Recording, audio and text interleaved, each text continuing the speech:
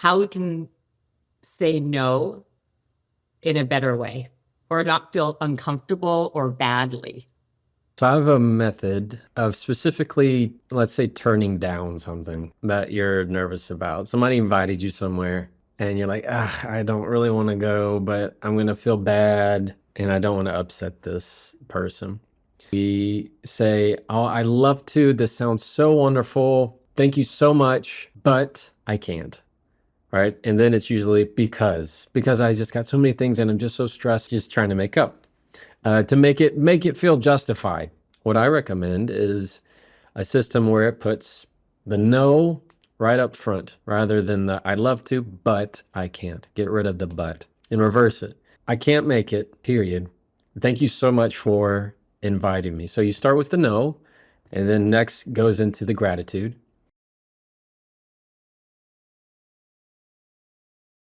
Your stuff, like before you were like so popular, by the way, that you had like 5 followers, and I was That's sending funny. your videos to my friends because you're so good. You are so Thank good at what you you. do. You're very kind. Thank you for saying that. I appreciate that. More than you know. More than you know. Thank you. No, it's amazing. I actually, this is one of the podcasts, I mean, that I've been very much looking forward to. And I don't love doing this whole virtual thing because it takes a lot away from the Yeah. conversation, you know? But let me tell you, this is what I really wanted to have. I'm like, I'll do it virtual, I'll do it whatever, because I just think you're so I'm good sorry the at what you do. schedules. Thank you. I'm sorry the schedules weren't I great. apologize for hopping in. I know Jefferson's probably like, there's a random person here. I'm No, not Demetria. at I've all. been working with your team. I saw that you guys are Thank you. recording, but I just want to make sure everybody was set up. It's good to go. And Thank you, just to Demetria. piggyback on what Jennifer said, your team has been amazing. We really wanted you in person because of the caliber of work that you do. We're sorry Thank it didn't you. work out, but I already know this is going to be such an amazing recording that we're going to have a part 2 when you're in LA again. Yes, you better There do we this go. in person, Jefferson, next time you're here. Awesome. Sounds good. Okay, Yeah. well, let We me also exit. share Drew. Do you know Drew Hitchcock? You work with him, right? Yeah, Drew's great. Yeah, He's he's great. it's been pretty new still, but I like him a lot. He's a really nice guy. Okay, so let's get into it. So I'll do like a proper intro later. So I just want to kind of dive right in, if that's cool with you. Sounds great. All right. All right. So I just kind of I was gushing over you before we started because I was saying how much I love your content, and your story is so amazing. You were a trial lawyer, and now you've become like the most renowned, like the world's leading communication coach. Like, what do you even call yourself?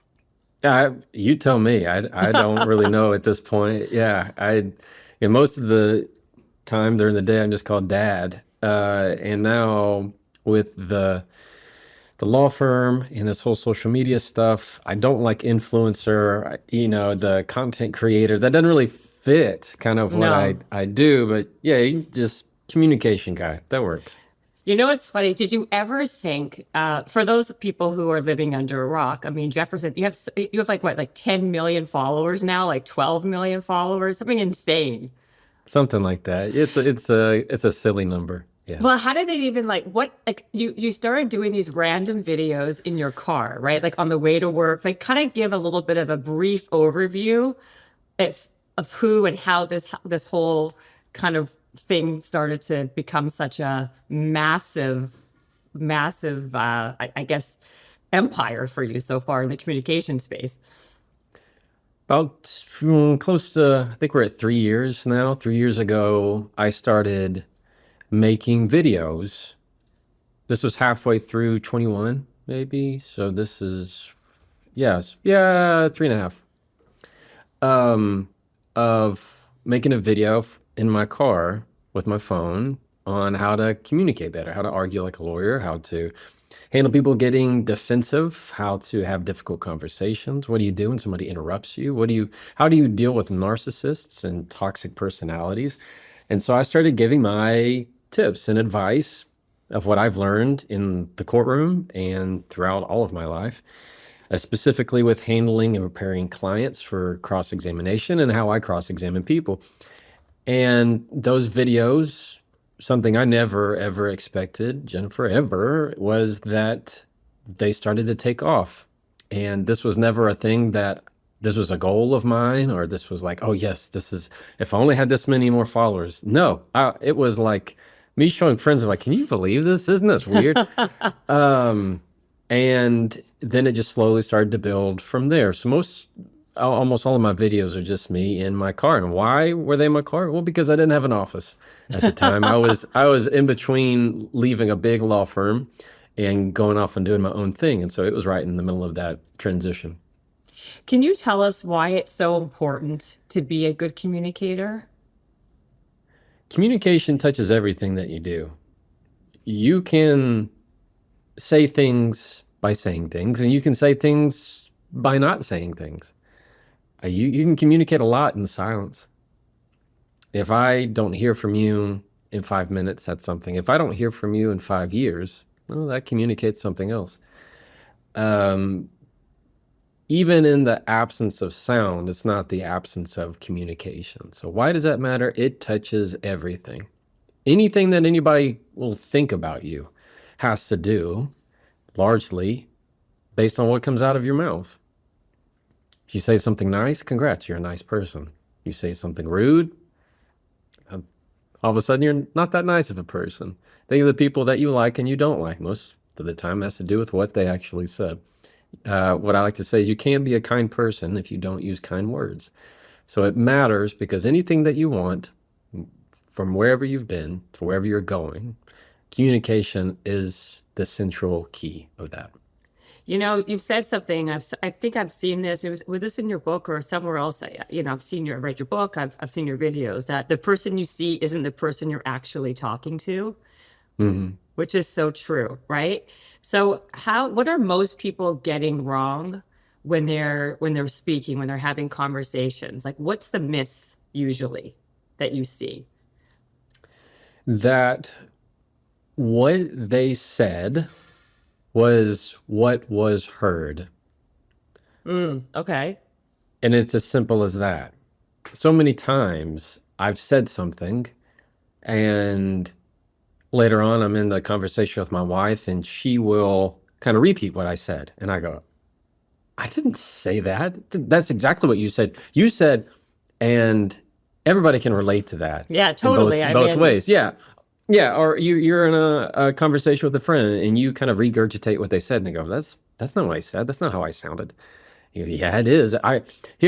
Anybody who's heard this before, I wish I had this recorded. I wish I had it recorded so you could see what you look like. That kind of thing. That's true. We always have a sense of, like, when you talk, you actually don't really know how your voice sounds. You just know what it sounds like in your head. You ever watch a video and be like, is that how I sound? All Is the that how I time. look? Yeah. And yeah, you and I both for sure. And it's because we are very poor at judging and being subjective of our own material. And so it's the biggest miss is assuming that what you said was exactly how it was received. Though, I think even speaking to you, right, tone is very important because, when I speak with you, I want take this in the nicest possible way because I mean it. Your tone is very calm. And is it that you've worked on this because you've learned the techniques that make like that to how to communicate more effectively to come across a certain way? Are there particular techniques such as tone, such as body language, that help convey a different type of, to convey a different message when you're speaking, to get your point across more effectively, to kind of show a different type of personality, right? Yeah. I would say that a good part of this is learned. And a good part of this is my personality. Let's say 30% of this is my own disposition, the nature versus nurture. Right. And the other 70% is learned, both through my childhood and also what I've seen in courtrooms and some of the most intense trials. Is you have to find a place that is going to help slow you down. when you think of music, for example, if you're wanting to study and you're wanting to focus, what kind of music do you put on? Do you put on the screamo? Do you put on the really high energy pop? Or do you save that for when you work out, when you want to be energized and move fast paced? If you're studying and you're wanting to focus, more than likely you're wanting something that is going to be easy on the ears, that you're going to want to listen to, that's going to help you focus, to help you clarify and to narrow your concentration. And so whenever you have a tone of really, really fast pace, super high pitch, and these people that kind of make you anxious as soon as you're hearing and talking to them, it just hearing my voice do that right now makes you feel a certain way. You go, Yeah. I don't know what's happening. I don't know if I like this. And so its tone has a lot to do with regulating another person's emotions, because when I speak slower, you think slower. When I speak slower, you feel slower. Everything is, you're matching my energy. And now we're talking at a pace that we're going to both feel comfortable. It's like walking into your grandmother's home. Like you feel like you can just sit and you're safe in the conversation rather than always wondering what's happening. Where can I sit? How much of it's body language? Because I feel like the body language, the tone, you can get away with a lot more difficult things to say if you are saying it in a specific tone, or if your body language is saying something. Like all these more subliminal things that aren't about the words. Yeah. How much percentage? Who knows? I know there are tests on them, but I don't really know if they're, correct. I don't have any reason why they wouldn't be. Right, But right. You just say like the word okay. All right. I can say okay, or I can go, okay. Yeah, Or, exactly. or I can go, okay. Like it's always, or you put it in a text, right? It's like, okay, what kind of okay is that? Because we never read it in a positive okay. We read it as a, okay, all right, whatever. Like we put our own negative connotation on it. And what could that also mean with body language? So I could say, okay, or I can cross my arms and go, okay. As in like, go for it. You think you're so big and bad? All right, you go for it. I've now crossed my arms. I've put myself in a position of disbelief. I'm now doubting. I'm now defending. I'm now protecting myself. Body language has a lot to do with it. This is the takeaway. If your body language does not match what's coming out of your mouth, the other person is going to sense that, and their signals are going to go, this is not matching. This is not jiving. This is not connecting. I cannot trust this. That's what happens. Like, what are some simple techniques that people could easily change what they're doing to be a better communicator? Is it watching their tone? Is there a way that they can, because like you said, I think what you said was so accurate, right? I think I sound a certain way, right? And then we look back and I'm like, oh my God, I can't believe I sounded like that, or I can't believe I said it that way. Like, how do we teach people who are listening how they can be a better communicator in simple ways? Well, the most practical way, if you want to know how do I communicate, ask your best friend. Ask your best friend, say, how would you describe the way I communicate? And what would you, if you had a magic wand, wish that I would do differently? And your best friend will most likely tell you. Now, what are some other practical tips that you can? That's a good one, though. use? Ask someone. Hopefully they'll be honest with you. Ask somebody that you trust. What does my communication say about me? I'm really working on my communication and how I talk, and you're somebody that I trust. How would you, if you could describe in 3 words my communication style, like how does it come across to you in ways that I'm not understanding? As soon as you admit that you have blind spots in your life, particularly when it comes to communication, you're going to get that kind of feedback. So what you're asking for is what you'll attract. And it's the same way with how you talk. If how you talk is also what you will attract. People that are nice and kind, they don't attract people who are ugly and rude. Well, that's It's not the way it true. works. But there's a difference, right, between nice and kind. Very much so. Very much so. And for example, I just made I think I just had an episode or a video about this because it hit me one day of like, there is a very big difference about it. Nice is surface level. Nice is politeness. Nice is, I just want it to look nice. Oh, I'm complimenting on the surface of what you have. And I don't want to say something mean because that's not nice.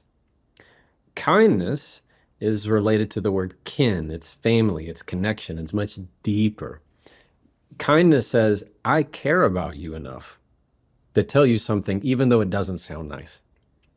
Even if it's hard, even if I disagree. People who don't want to rock the boat, I just want to be, hey, you know what? Sure, I'll definitely pick that up. Yeah, why not? If they just want to be the people pleasers. You can absolutely have your own boundaries and say no and still be kind. So that's the difference of those. I want to make sure I hit the takeaways on what are some other practical tools that people can use. Aside from asking a friend, would be as often as they can, slow down their words. I know that's easier said than done, but even if you were to take a 3-second pause before you respond to somebody, I don't care who it is, take a 3-second pause. You're going to naturally sound like your words were intentional. Mm-hmm. And when you do that, people will naturally lean into it. They want to hear what you're saying. It's like makes them curious. No, what's Jennifer gonna say? I'm leaning. She's definitely thinking about it. I can tell she's acknowledging what I've said. She's analyzing it. So now what she's saying, she's choosing her words. So I want to hear them. What's another good one? Is simply asking an additional question. Whenever, let's say you and I are best friends and you just tell me about your weekend. And I said, how was your weekend? You said, oh, it was great. We just went to this park. And I said, oh, that's not my favorite park, really. Where I like to go and I start talking about this place in Cabo. I've never been, but let's say it's some like fancy, smancy place. And I start trying to inadvertently one-up you. All right, in that conversation, what are you going to want to do? You're going to like, okay, well, then what's the point of me sharing with you? Okay, great. You just stepped on my story rather than you missed that opportunity to connect. What do? Ask another question. Say, well, what was your favorite part? What did you like about it? Make it more about the other person. So that's a good point. So the first thing you said, and I think this one, you do this very well, you slow down you slow down when you speak to somebody. Because I noticed with you speak slow. So then even subconsciously, I do see myself I'm like leaning more forward, and my voice, I'm speaking slower, if you can believe it, because you're speaking slower. So the slowing down makes you way more of an effective communicator. And then the second thing you said was ask more questions. Now, a lot of people, this is like the curiosity part. Like for people who are curious, like me or like you, it's easy for people. Some people don't have that natural inclination, and also to not sound phony or not to sound like it's that they're phoning it in, right? Like how can somebody ask more questions that actually connect people versus just sounding kind of like they're like doing something because they're trying to connect? Does that make sense? It makes sense. There has to be a level of genuine interest that nobody can teach. There's not a magic phrase that either one of us can tell somebody to have an actual genuine interest in someone. Like if you've ever been on a date and the person across from you really isn't asking that many questions, they just like to talk about themselves. It becomes very apparent. I've had the question where somebody says, how can I have them, ask more questions about me? And I said, you go to the next person. You don't stay. Right. If that's the first thing out of the gate is they're not genuinely interested in me. Then you say, thank you, nice knowing you, and you go live your life, because there has to be a genuine level of true interest. That's if that connection isn't authentic. Like if we're dating and I want to know something about somebody, I'm going, you don't have to ask me to ask questions. I'm already doing it. When you find something you're excited about and you want to learn, maybe it's a new topic, a new hobby, you're asking questions about it. Why? Because you have a genuine interest in it. My kids, my wife, my family, I am asking questions about their day because I am genuinely interested in it. So when you find that you have that sense of authenticity in your life, you don't, there's no magic questions of magic bean that somebody's gonna naturally go, wow, all of a sudden they're very interested in me. They have to really want it. I agree. I do think though there are people who are just naturally better conversationalists, right? They're able to keep the For sure. dialogue going, and you ask questions that keep the conversation moving at a pace where it doesn't feel like you're just just kind of like giving them like just shotgun question. And I mean, when you're in business, especially, it's so important for that connection, to have that connection with somebody if you're in sales, right? And so for me anyway, people always ask, like, what are some techniques? Because the more you're connected to someone, obviously, the better the relation to build a relationship, right? So that's why I was asking you the question about that, because it's a question that I'm always getting, like, I don't know. Let me ask Jefferson. He's coming on and he does this all the time. So, but you said something also about saying no, right? Because I think a lot of people pleasers struggle with this. And people who just feel uncomfortable. I feel uncomfortable when someone asks me to do something and I don't want to do it, but I feel bad saying no. So I try to like figure out how to get out of it. What are some good strategies of how we can say no in a better way or not feel uncomfortable or badly? So I have a method of specifically, let's say, turning down something that you're nervous about. Somebody invited you somewhere and you're like, I don't really want to go, but I'm going to feel bad and I don't want to upset this person. What we typically do is we say, no, thank you. Or we say, oh, I love to. This sounds so wonderful. Thank you so much, but I can't. Right. And then it's usually because I just got so many things and I'm just so stressed and I just have, I need to go walk my plant and water the dog and all this stuff of that you just trying to make up to make it feel justified. You want to make the no feel worth it, right? To you subjectively. And what I recommend is a system where it puts the no right up front rather than the I'd love to, but I can't. Get rid of the but and reverse it. I can't make it, period. Thank you so much for inviting me. So you start with the no, and then next goes into the gratitude. I appreciate you thinking of me. Sounds like a wonderful time. And 3, add in the kindness. Let me know how it goes. I know it's going to be a wonderful event. Can't wait to hear about this in the future. It's short, concise, and you don't feel like you're left hanging, having to over explain the no. So that would be a much better method of saying no to events and invitations. Now, how do you say no to the typical stuff? If you don't feel comfortable saying, no, thank you, that's not for me. What I like to do is say, I made a promise to myself. I made a promise to myself to stay on task today. I made a promise to myself that I'm going to be home this weekend. Whenever you make promises to yourself, people go, oh, well, they're already committed. Like they don't want to try to encourage you to break that. And also it helps keep you on task, especially if it's something that's a priority to you. I made a promise to myself to prioritize the family this weekend.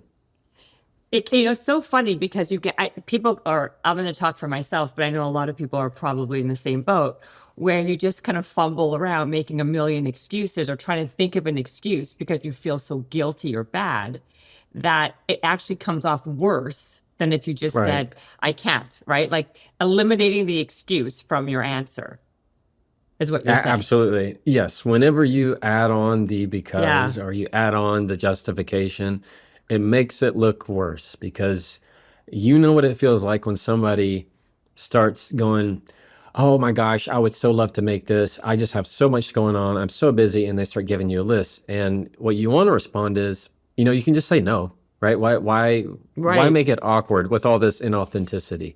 Now I don't really like you because now I can tell you're just sugarcoating. So it's like, you know what? Why not just say no? You could just say no. So it's almost get counted against you when you're actually trying to feel their feelings for them. Right. You know what I'm wondering with you as you're talking, because you have so many videos and so much good information of how to become much more effective as a communicator, how to have difficult conversations, which I want to ask you about. But as you were saying that, I was curious, like, what is the one area? Because now you have such a mass audience that you see people struggle with the most. Like when you get comments or when you get people when you post a video, what is the one thing that you've seen a major through line that people are really struggling with? They say, I love these tips. How do I implement these in real time? They say, if Oh, only is I that can what they remember. say? Yeah, they say, how can I remember these?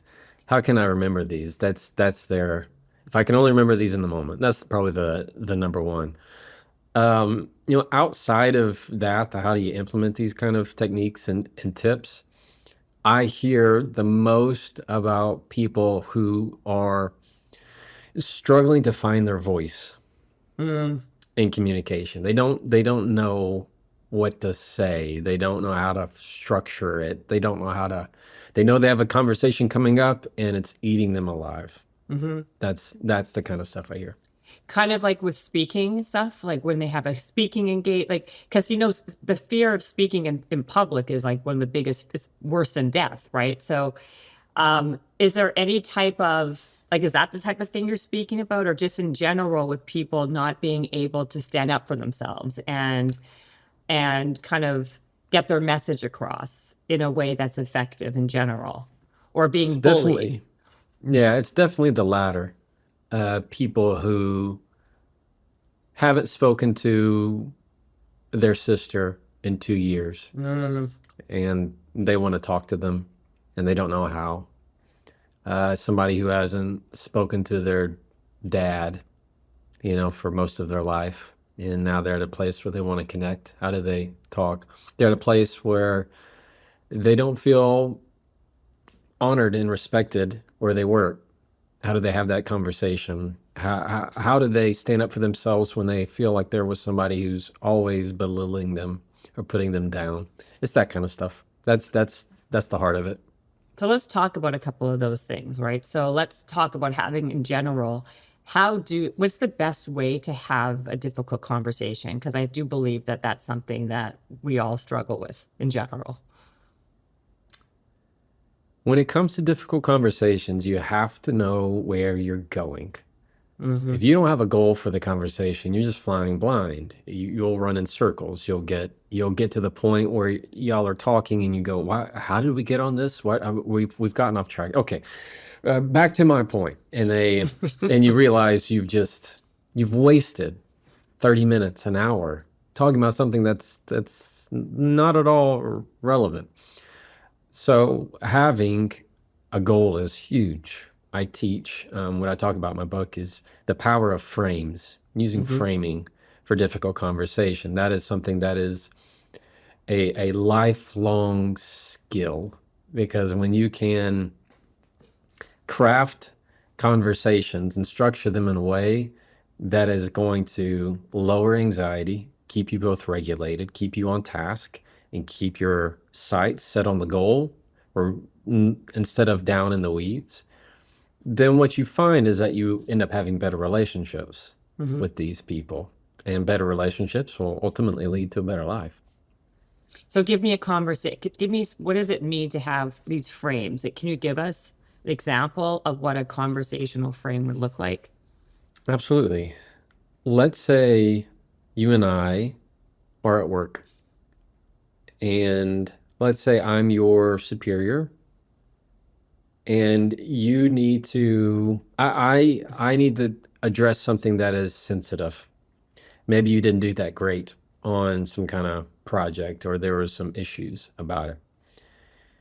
Where most people get wrong is they'll lead with, "Hey, Jennifer, it's good. Yeah, good to see you. You good? Everybody good? Hey, so listen." And then it just starts going downhill from there, and then you're just left going, "What's going on? What do you mean? Am I fired? Am I not fired? Are you mad? Who's mad?" Like it's nothing but lights and red flags from there on out. A better method is using a frame. So what you do is, number one, you begin the conversation by telling them what you want to talk about. Two, you then go into the goal. You tell them what you want to walk away with in the conversation. Why are you there? And then three, you get their buy-in into the frame. Like a frame, it's like a picture frame. That paintings and pictures look different depending on the frame. It's the same exact thing. So you and I could talk about an element or an issue, but how I frame it can make it look entirely different. So it's using that power. So give me an example. Yeah. Yeah, I might say, "Hey, Jen, I need to talk to you about some comments you made at last Thursday's meeting, and I just want to walk away feeling that there's a new understanding that we can't talk about this topic anymore. Does that sound all right?" Now you know exactly where I'm going and what it's about. Or let's say we're at home and I say, "Hey, I'd like to talk with you about the kids' schedules for next Friday, and I just want to walk away with feeling we're on the same page." Is that cool?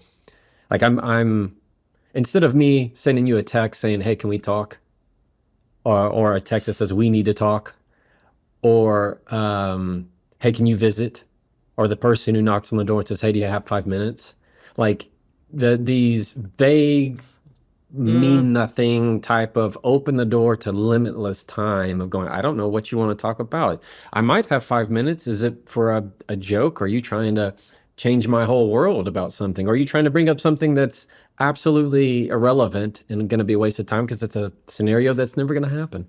So it's using frames is an incredible tool. So especially when it comes to sensitive conversations. For example, let's say you and I are in a bad place and you and I haven't spoken in a while. I'd say, "Hey, I'd like to talk with you about something that's important on me, that's been weighing on my heart. And I want to walk away with us knowing that we're still friends and we still love each other and we're going to be in each other's lives for a long time. Is that okay?" Like you're going to, now they know already, we're still going to be good. Like I already know we can talk, and now we have a safe place within this frame to talk about the hard things, and ultimately know what's the takeaway. We're still going to be in each other's lives. So whenever you remove the anxieties of the unknowns from the outset in the frame, the conversations always go better. That's a great point. So basically removing because you're right, that vagueness is what keeps people in that like loop of anxiety. So so what do we do when we're on text messages? Like, so we don't say, can we talk? What would be an alternative? You don't want to write everything in a text. So would you just say not to text and just pick up a phone? Like, because now everything is so digital, right? People are like relying so heavily on the phone, and people aren't even having conversations, let alone, good ones or bad ones, right? It's all through texting. How do we what do we do about that? Because it's also not teaching people the proper skills or the practice to get better, right? Texting is incredibly efficient. It's just not efficient at connection. If you have something important to talk to somebody, pick up the phone. They have to hear your voice. It's that same problem we talked about. If you just text it okay, Yeah. versus me on the phone saying okay. Like there is such a difference. Every one of us, we have a negative filter that we apply to just about everything when it comes to anything that's not our own brains. We assume somebody else's negative intent. We assume that somebody is driving slow because they wanted to be in our way. We assume somebody's not getting there because they're lazy. Like we assume the negatives that we also don't apply to ourselves. And so, we always have good reasons. Nobody else does. And when it comes to conversation, using text in that way for something important is a safe way to make sure you ruin it. I mean, if you've ever been in an argument over text, it's a nightmare. You Oh, it's text terrible. you text for paragraphs and paragraphs, and all you do is just you read the worst way they could possibly, say it, even though they're not. And what happens is somebody will pick out just one line in the paragraph you sent and twist it and ignore everything else you sent. Like it's a horrible, messy way of addressing something that's important. Pick up the phone. They need to hear your voice. Yeah, even though because you said the can we talk, because that's such a typical one, right? Because even if you pick up the phone, people would normally text, can we talk, to have that conversation on the phone, right? So Yes. it's like, and that even is like the kiss of death, right? So would you suggest even in a text saying, can we talk because I want to make sure and to eliminate the vagueness, put your frame in the text already to have the conversation? Does that make sense? It does. Yeah, you can certainly do that in a text. The biggest, I mean, what I would consider the nail in the coffin is when you say we need to talk, something like that. That's the worst. That's the worst. But when you say, but if I begin with can we, and I like can we talk about the kids' schedule for a moment in text? Mm-hmm. Like, and then lead that to a call. Hey, I'd love to catch up with you in 5 minutes or whenever you have a window. I like using window because it's, you just assume you just have these little gaps in the day. But there's nothing wrong with texting to lead up to the phone call. But I mean, do you need to give a whole bunch of detail? No. They're also, if in text, it's like, to me, I'd much rather leave a voice note, or I would just rather call them and find out, rather than spark that anxiety of, can we talk? And they're like, yeah, what? Because the first thing they're going to think of is, what about? Right? So if you leave it super vague like that, instead of saying, hey, can we talk about something that's important? Can you talk about something that's been on my mind? Can we talk about the schedule, the conference, the proposal, whatever it is? Whatever it is. Okay. I want to kind of stay on this difficult conversation because I've got so many questions about this. Because when you're on the phone, how do when you're having a difficult conversation, how do you stay calm if someone's triggering you and they're saying something that they're gaslighting you? What's a good method? Like, how do you combat when you have if you have such a different communication style? Like, how do you deal with somebody who is triggering you in some way, and how do you stay calm speaking to them to be effective?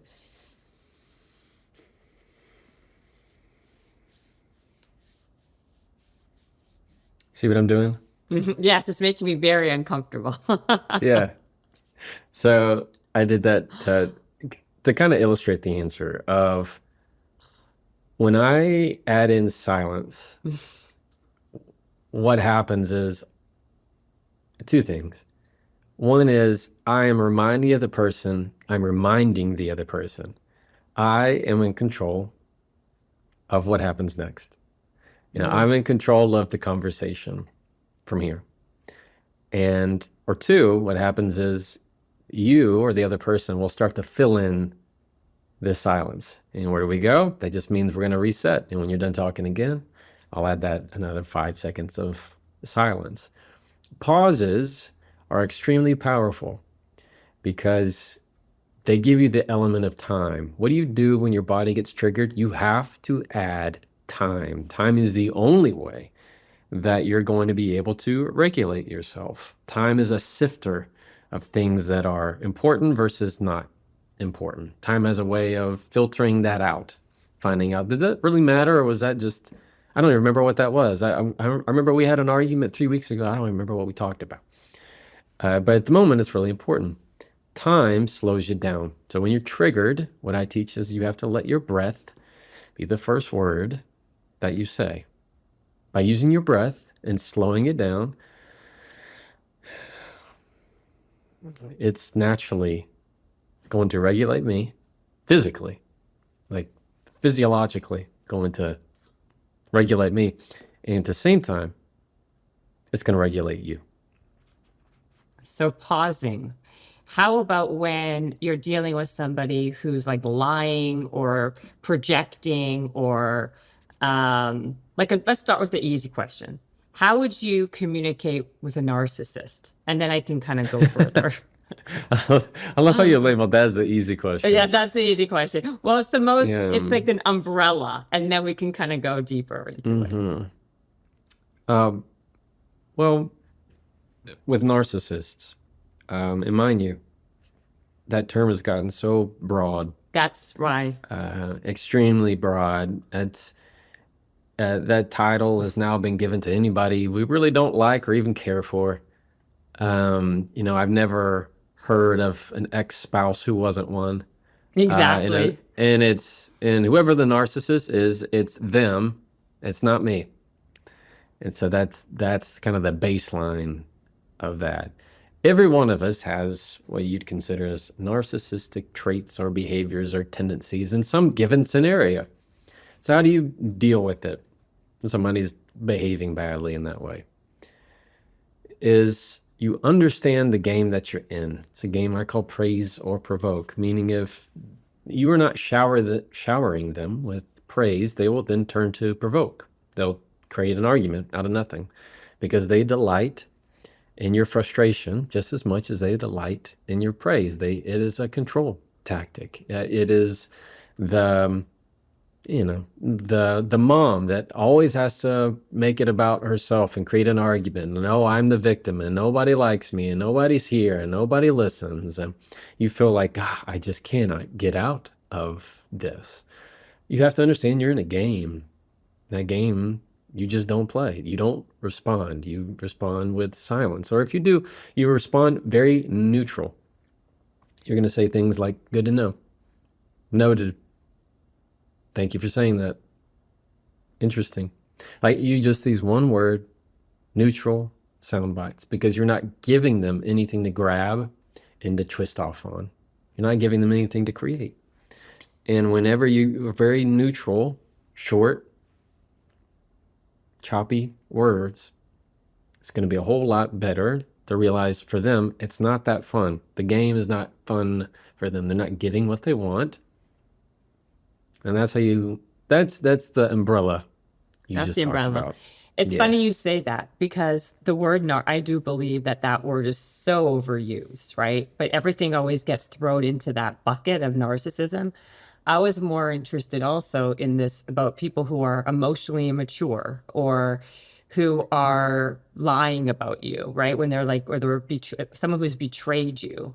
How do you deal with that type of communication to get your point across without sounding, like you're dealing? Because a lot of times when you're having these conversations, you're talking from your emotions, and everything gets kind of, it's not landing well, right? Do you have any suggestions?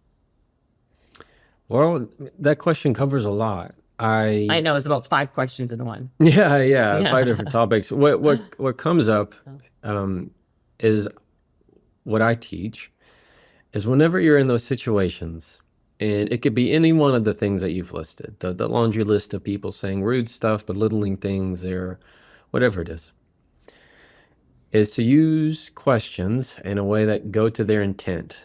And that way you never really respond. Instead, you're still questioning what they said.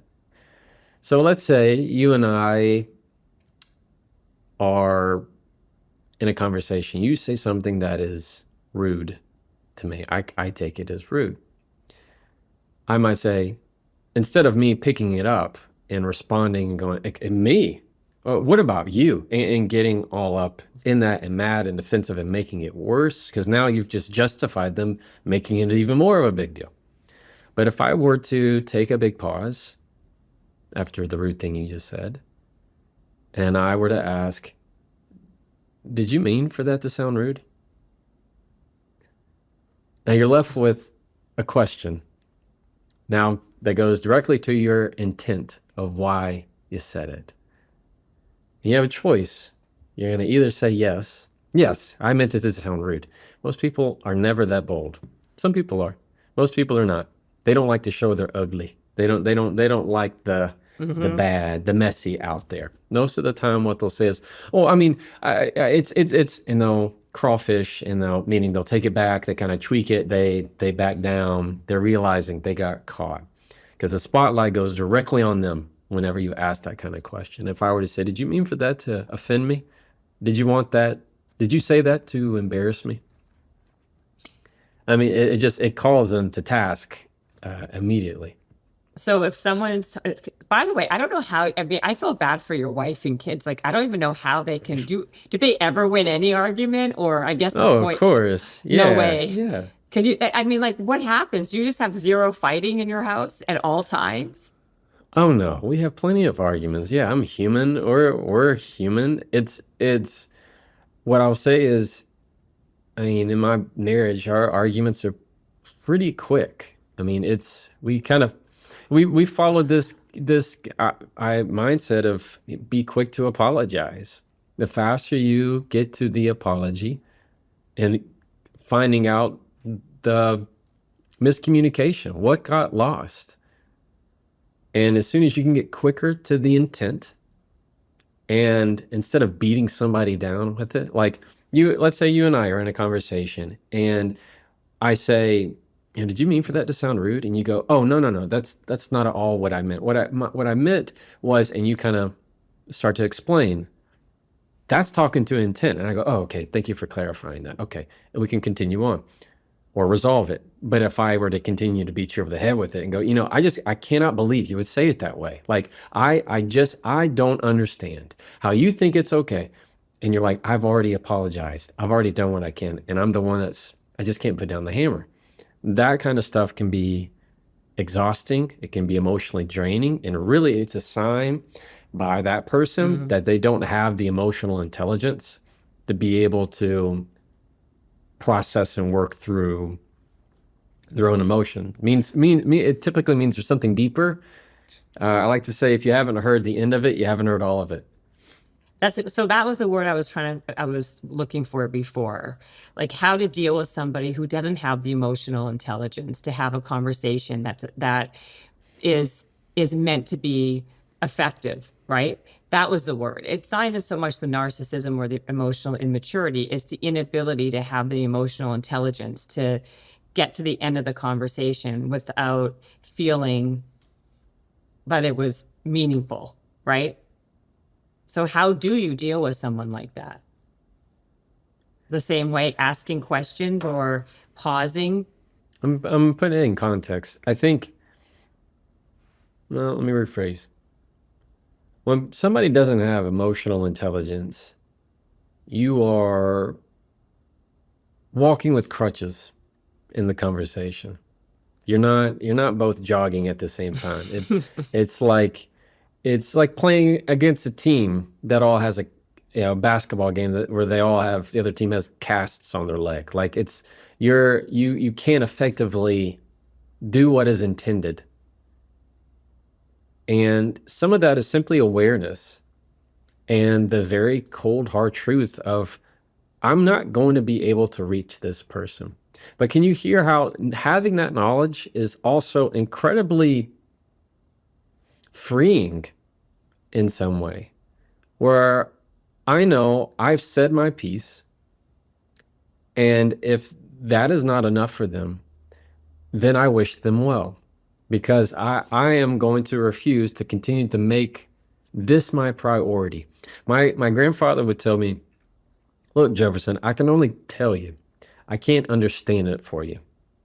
So it's this, I have said it, and I've been here. And if that's not going to be enough, and they don't have the emotional intelligence, then you have to have that awareness that you're going to be stunted in the conversation where it's going to go. And that's just the fact of it. But knowing that ahead of time is very useful information, so it doesn't waste your time and emotion and your energy. There's nothing you can do to make somebody have more emotional intelligence. What you can do is, if you need to, give them more awareness of what's happening.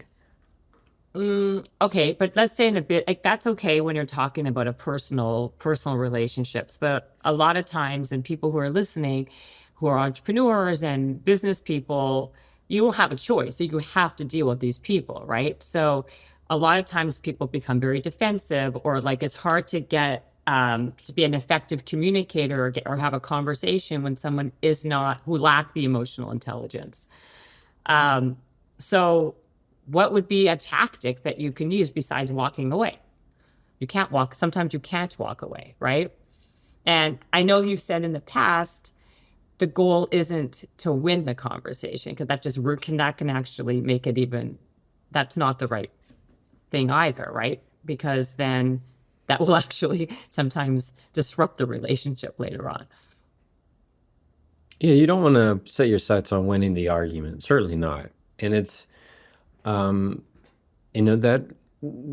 question covers a lot of scenarios. I think there is a place to say, you just need to put up your boundaries, right? But I feel like that's kind of a cop-out answer. There are certainly boundaries are part of that. If practically speaking, if you're in a conversation, or you need to, let's say you're at work and you need to have something with somebody who's not emotionally intelligent, or really has the emotional capacity to have some of these deeper conversations, it would tie to, one, have the awareness first that this is not somebody you're going to be able to make a touchdown with. They're not going to be able to go that far in the conversation. So two, lower your standards of where you want to go in the conversations, and probably lower your standards all around when it comes to how you're going to interact with this person. Don't be surprised. Don't get yourself disappointed that they're not doing something different. You can't change the tiger's stripes. Three, keep the conversations really short, to the point. Get in, get out. Don't feel like you have to lay all this huge breadcrumbs and do all this work in the conversation just for them to totally ignore it. You can't lead whatever animal to water. There is so much to those kind of conversations, of realizing I'm not going to pour my energy to it. I'm going to keep it short and sweet. I am not going to use words like "you" to get them defensive. I'm not going to ask why that's going to get them defensive. I'm going to ask questions that might enlighten me into their thinking. Those are the questions that open up discussion, like how or when or what. Whenever I can open up discussion, maybe that's going to give me a little bit more insight into the areas where there's static between us, rather than a clear line of communication. What's the best way to communicate with confidence? It's a language that is typically learned, and that's the language of your assertive voice. Using a voice that's different than normal conversation. Like if you and I are talking, and we're talking about the weekend, and we're friendly and we're friends, that's different. But if I need to have an important conversation, and maybe it's at work, typically at work, then I'm going to use words that sound more confident. And those are words that are assertive words, like not having over apologies and saying I'm sorry to everything, using adverbs, the words that end in ly, using language that doesn't end with "does that make sense" on every single sentence. Any of that kind of stuff is, and we can talk about each one of those, but that's what I mean by assertive voice. You are eliminating hesitancy in conversation, and instead you are building in words that produce positive momentum in the conversation, where people will go, that person knows what they want, where they're going, and what they're talking about. So give me an example. If you've ever responded to an email that says, "Hey, I'm so sorry, I'm just now getting back to this. Oh my gosh, I'm so sorry, I just now see this. So sorry for the delay." You're apologizing for prioritizing your own life. You're apologizing for having priorities. Like, you have other emails to get to. You have life, you have kids. Instead of using apologies, use words of gratitude. Thank you for your patience. I appreciate the time to reply. Thank you for giving me time to think about this. And when you say thank you for your patience, the other person will read it and go, I am so patient. Oh my gosh, I am so patient. Yes, I am so kind. What you're doing is you're taking away the hesitancy, which makes you feel less. Because when they read that I'm so sorry, what they think is, yeah, you should be sorry. You That's know? right. Yeah. And so you take that away and use words of gratitude, and now you're leaning into the communication. Same thing for adverbs. These are, to me, the biggest culprit of confident communication. It's the words like essentially, basically, literally, really, very, much, so, just. All of these words that don't really mean anything. Let's say you need to you want to propose an idea, and you might say, okay, so basically what I'm like, so just so you know, what I'm maybe thinking of, and it's really up to you guys, but I literally just thought the other day, and you're going, you haven't said anything yet, because you've just thrown in a bunch of fluff. So when you remove those words, especially in emails or text, you just find you don't need them. Like even the word just can be very much overused. Just is very hesitant. Hey, I just want to say hi, instead of hey, I wanted to say hi. Like that kind of, I'm leaning in just by using the word just. I made it sound more hesitant. Does that make sense? Is one that I like to talk about, because when people use does that make sense, I know why they use it. It's to want to make sure that what they said makes logical, practical sense. But the other person hears is either you don't know if they're smart enough, so you need to make sure that they can get it, or two, that you're not really sure what you're talking about. So does that make sense? Like it's that kind of way of using it that it becomes a crutch, is what it is, because that's all it is. It's a crutch like anything else of using like I have a friend who would always say that's right after everything. It's just these little bitty fillers that don't mean anything, and they're not hurtful in any way, but just in regular professional context, they may not sound all that confident. Another little key thing for anybody is, if you want to sound confident pretty as quickly as possible, use the word confident. Use the word confident. If you were interviewing me, Jennifer, and you asked a hard question, and I went, yeah, I mean, I think so. I mean, why not? I don't see any reason not to. Or you asked me the same question, and instead I said, I'm confident I can do that. Like, which one do you think is going to be the person that you go, you're going to write down, this person is so confident. Using That is confident. That's Yeah. a good point. You also, I noticed the people this is actually not, I've noticed this a lot. The people who are the most successful, the top leaders, they're using less words. They're not using these like verbose, they're not studying verbose texts, verbose emails. It's very much what they need to say, and they move on. They keep it moving. There's no like long winded nonsense. It could be because they don't have a lot of time, but I also believe it's because they are a lot of times confident. They're not trying to impress. They're just trying to get what they need to say out, and then they keep it moving. That's 1,000%. People who are insecure have the need to say everything. People who are confident have the need to say nothing. They don't have to say it to know that they know it. That's That- 100% That's true. Yeah, what I like to say is, when it comes to confidence in communication, instead of being a waterfall, be a well. Meaning, instead of having to overflow, overshare, over-explain, or they can't even contain it all, it's you become a well. Meaning, if they have a question and you say, "Yeah, I know this," like then you're confident in the depth of your knowledge, meaning they can come get exactly what they need, and you're not overflowing it in some way.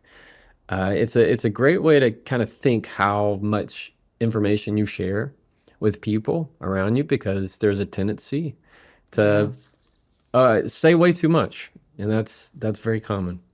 Also, though, it's because I've noticed with myself, with you, I've said, does it make sense twice? Because you also are, people kind of respond to how the other person is, right? And so for me, Right. when someone's very slow to communicate, that it's like that empty space, or that like the quietness, you feel like you need to like fill it with something. It's like kind of Right. psychological, right?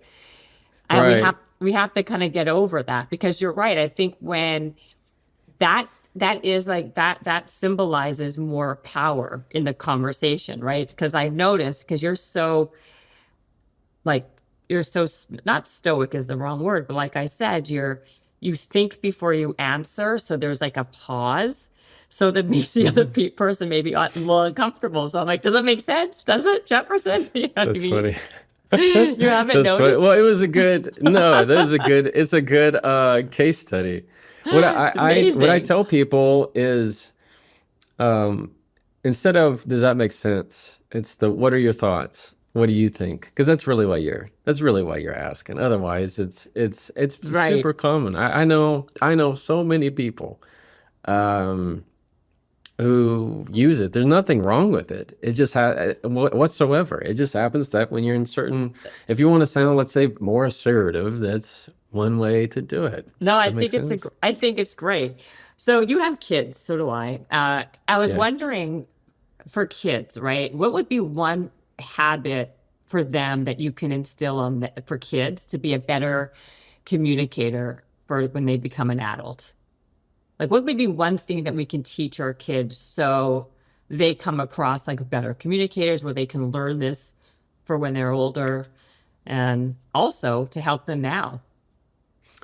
So I have a 7-year-old and a 5-year-old, and what I will often do if they're in some kind of spat, about who's touching me, or who's, has this toy that my son now has that my daughter's demanding, even though she's acted like this toy never existed for the last 3 years and she's never picked it up. Is I will often take the moment to time out, and I will ask them what the other person is thinking. So let's say it's the brother. I'll say, "No, what do you think your sister thinks when you do that? Or you say that?" And get him to think about it. I'll do the same thing for her. And I'll say, "Well, no, when you did that, what do you think your brother thinks?" And so what I'm doing is getting them outside of themselves to think of what things appear and sound like from the other person's Mm. point of view. Part of a very good communicator is understanding not only your point and your argument, but all the more understanding the other person's. And so that's all I'm doing, is just giving them awareness to be able to read people and read the room based on projecting out, if you say this, what do you think how that person is going to respond? So I like to do a lot of timeouts and asking, when you say that, or when you did that, how do you think she's going to feel? Or how do you think he's going to feel? And not in some way where they can't, they're supposed to always be worried about somebody else's emotion. That's not it. It's teaching the not getting so tied up in thinking about me, what I want. And what's almost always happened is I might say to him, what do you think sister feels when you do that? And he said, well, she probably feels upset. And I said, well, you want her upset? No. Well, what could you say, do you think, that would make her less upset? And almost every time he comes up with something better than I could think of. And they immediately reconcile. And so it's trying to get them out of that kind of caveman mentality of that's mine, this is yours, territorial kind of stuff that kids have. I like that. I'm going to try that. Now that you're doing all this, I'm imagining you're not practicing law anymore, right? I still practice law. I still have cases, still have clients. You do? Yes, and I just delegate a lot of stuff. So I have other attorneys that are doing it because just my my time. How do you spend most of your time now? Besides being in the car and doing videos, like how much time is that? How much time do you actually do that? Like, how do you kind of adjust your days? It depends how much speaking I have that month. So I travel and speak quite a bit. And How much? I try to limit it to about 2 to 3 times a month. Bring the whole family with me, and it needs to line up with kids' schedules and all that stuff. So we have a pretty strong filter of what I say Wow. yes to and what I say no to. And then, a lot of my day is thinking of how I can develop more either products or things that I can, add more value to help more people. The videos don't take that long. I mean, the videos are either 30 seconds to a minute in the car, and they're not written down anywhere. I think of them in my head and shoot them typically in 1 to 2 takes, and then it's gone, trying to figure out what's going to be the best. It's, right now I make decisions on what's best for the family, not exactly what's best for business. And that keeps me really grounded. So are you writing a new book? I mean, the book that you have is pretty good. You know what I mean? There's a lot of information in there that people can get to have better conversations, right? Yeah, So you're spending some time, you do have a law firm still. Is that basically my question? that's correct. Yes, I do. Is there something besides, I have one other question that I kind of like went around and I forgot to kind of ask this, and then I'll ask you something else, but the defensive one, like how do we not become defensive? Like there's been so many times I know that a fight's going to happen because of something that I said something wrong, or this person said something and they've said something to me that or whatever, and then you become defensive. Like, how do you eliminate that feeling, or how do you not respond defensively when that is your gut? And I know you're going to probably say pause, but in the moment, if we're not in that moment, when besides pausing, how else can we deal with that type of thing? Make sense? Just kidding. There's some phrases that I would encourage people to use. If you don't want to be defensive in that moment and really get the other person defensive, then you have to use phrases that aren't going to put up their walls. These are phrases like, my favorite one, believe it or not, is I agree. That does not mean I agree with what they said. I go bigger picture. I will say, well, I agree that's something to consider. I agree that's a point of view. I agree that's a point. I agree that's an issue. I agree that's something to talk about. Like these really high end, I'm not having to say I agree with your position. I can say, well, I agree that's definitely a take. I agree that whatever. And see, they just hear the phrase I agree and go, oh, okay. Whew, they can put down all their swords. They were so ready to go into battle, and you just said, I agree, that what they said matters. Yeah. And it kind of pulls down that defensiveness. Another one that I like is telling them what's helpful. Well, that's helpful to know. Thank you for telling me. That's helpful to know. Whenever you say that, they feel like they have a mutual buy-in into their own understanding. Like they've done their job teaching. They've connected that matters to them. Another that I like, it's very much related to it, is what I've learned. So I might say, what I'm hearing or what I've learned is this is really important to you. And they're going to go, yeah, it is really important to me. And they're going to feel like you're right there with them, instead of you going, well, why do you believe that? Oh, okay. Well, why? And getting them all defensive. Those are Using really, good. really intelligent questions that are going to pull down that defensiveness. I love that. And then we kind of circled around this idea of if the intention shouldn't be about winning an argument, what should the intention be? Like when you're going into a difficult conversation and you don't want to quote unquote win, then what is the outcome that you should be looking for? Like in a negotiation or something like that. Connection.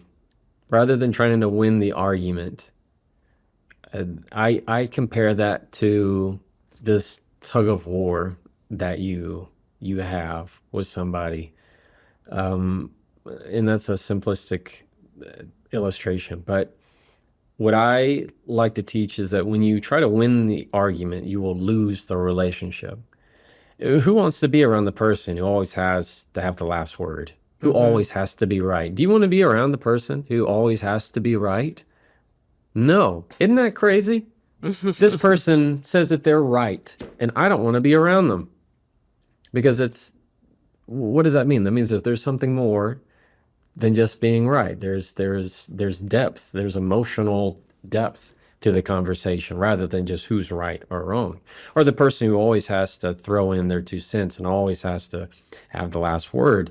You don't win anything. You win somebody's contempt. You win their frustration. You win their eye rolls. You win awkward silence when you see each other again. It's having to have the last word and the final say is something that's going to lose the relationship, and in exchange you lose their respect and ultimately the connection. Have I forgotten to ask something that's super important that you talk about? No, I honestly think you've covered just about everything, Jennifer. Yeah, I don't know if I have anything else. Are you sure? I feel like I'm forgetting some stuff that I had here because I'm not. That'll be our part 2. No, I think that You promised because this virtual thing. I asked because, like I said at the beginning, I don't know if I didn't say it on this thing, but like, and you're the expert in communication. How much actually gets lost when you do stuff like this? Because now the world has come to this technology where people are doing virtuals and Zooms and digital. Like you miss the essence of having people face to face to really get that connection. That's how you build connection, in my opinion. Yeah, would I say how much is lost? I mean, 36%. I mean, like all of the guests that I have on my podcast are virtual. You Really? know, like yeah, and the podcast does I fine. guess you're right. mean, it's Yeah. yeah, and so it's would I like to have people in person? Yeah. Why? Because that would make me feel better. It doesn't really change the quality so much of the conversation. And does in person do better maybe for content? For video? Maybe. But at the end of the day, I've seen lots of podcasts that do great virtually, and I see lots of podcasts that do good in person. How much do you lose with the Zoom stuff? It's not the same. That's no argument there. It's not the same. There's still plenty of place and space for meaningful dialogue. Doesn't bother me. Well, I thank you so much for being a guest on this podcast, Yeah, Jefferson. thank you for having me. Oh my gosh, you're the best. Like I said, I was following you when you had like 6 followers. I think you had like literally like 1,000, something so crazy. And I would send you, like I said, I would send you videos to like a lot of my friends, and they're like, "Wow, he's so good." And the next time I check on you, you're like 1 million, and then you're like 4 million. I'm like, "What's going on with this guy?" That's funny. Well, thank you very much. No, but you know what it is? I think this says a lot about authenticity, right? Because you seem like a really like nice person. That's like, this is who you are. You're very authentic. You're not performative. You're not doing something because you're trying to be a content creator or an influencer. It's just like you're sharing valuable information that people can actually use to improve some part of their life, which, by the way, like you said, communication improves every area of your life. And you're providing that in such a real way that it's only natural that people are going to gravitate to that. So, well, I'm thank not you very surprised. much. Thank you. I appreciate that. Well, thanks for your time and having me on. And I'm wishing y'all all the best. No, thank you. And I'm not allowing you off this podcast until you promise me that when you are in California, that you will do it in person, because I just think it, like, even if you think whatever, I think it's a much better conversational exchange when you're face to face. I think we can make it work. Yay. All right, Jefferson. I appreciate your time. I appreciate you. And thanks for being on the podcast. Absolutely. Thank you. Take care. Thank you.